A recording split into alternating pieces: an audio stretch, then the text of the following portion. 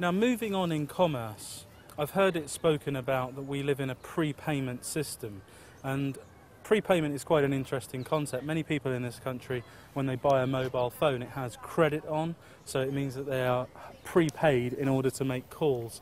What does a prepayment system mean in the larger context of where we are today, given that we've got large centres of commerce behind us and we're operating in a bankruptcy situation? Well, perhaps the word prepay is not the correct word. However, it's pretty accurate. As I mentioned, the system of whereas the citizens have the opportunity of discharge of public debt, that basically encompasses the concept of the prepay and so forth. There are also other things that happen in commerce which demonstrate prepay. Most people don't understand that when they give their signature to a corporation, the corporation can fund the account based on their signature. In the United States, a corporation that has an accountant who understands that can actually go to the Treasury and collect $2 million simply based on the signature on the application. So there are several situations where the prepay occurs. It's evidenced by the fact that we're operating in the bankruptcy, and one of the easiest evidences of it has been when you go and do a purchase where you use currency. The retailer will always give you a cash receipt. Right. In the United States, when, for instance, a promissory note is tendered to a bank, people have to remember that the promissory note is an asset to the maker and a liability to the bank. But the bank can use that note to fund transactions. The question is, where does the bank get the funds from?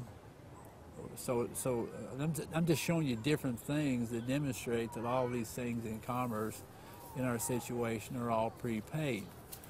And also, most recently, the tax return, the 1099 OID technology, which is being greatly suppressed in the United States.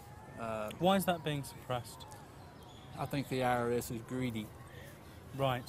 Now, what does a 1099 OID process effectively do for an individual that's filing that? The 1099 OID paperwork is to identify the principal to whom the interest needs to be returned. So would that be myself? Correct. Right. And so what's happening is that when funds go into the retail or many times go into the bank, see, all these things that happen in commerce should be passed back to the Treasury for the national debt. The banks retain those things, the retailers many times retain those things, and are holding them in a suspense account. And so the maker or the man is looked at as if he has abandoned the funds, because he's not claiming them, he's not using them, so therefore he's abandoning the claims. So those claims in Admiralty Maritime fall under salvage law, and so the banks are simply holding those things in a suspense account, until someone steps forward to claim them. Is that what a 1099 OID process is there to do then? Yes. To claim back funds from the salvage suspense account? Correct. And so the OID identifies the funds, and then there is a tax return. Now, most people don't realize that the title on the tax return form, it does not give you the whole title. The real title to the 1040 is return of interest to principal. What typically is written there? It just says tax return. Right. And so again, the full title of the document is return of interest to principal, which is the method to go back and reclaim the value that has been put into the public by a man or a woman. And the people typically don't understand that, and they also don't understand how to properly fill out that form. But a 1040 form is simply a salvage claim. So effectively, individuals that are watching this can study very deeply all of the things that we're talking about and effectively receive what is due to them as a principal back in terms of money or currency. Correct. And they can then, they're free to use that however they choose. But is it true that they must also pay tax upon that when they receive that back? Okay, any tax accrues to whom? I don't know. Back to the principal. So regardless of how many times you use the same money, if it's a taxable event, the tax is the interest on the transaction, which will be returned in the next claim to the principal. All interest must go back to principal. So theoretically, if everyone were to start using this technology, what effect would that have on the economy? Inflation would go away.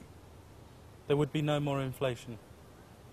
And that would be quite a good thing, I would think. Yes. Inflation is a hidden tax because the inflation devaluates the value of the money which has been given to the people as a remedy or as a use. And so if you can stop the devaluation of the dollar or of the pound or whatever and stabilize, then we don't have these problems with competition and the constant seesaw that goes on in the retail world. So again, inflation is simply a hidden tax levied on the people.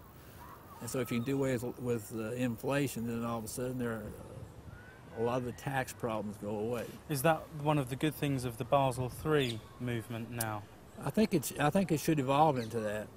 So if people are interested, then they should study the Basel III Accords, which are basically there to see proper accounting practice, bring all items back onto the balance sheet so that the books are in fact balanced with a zero at the close of business effectively. But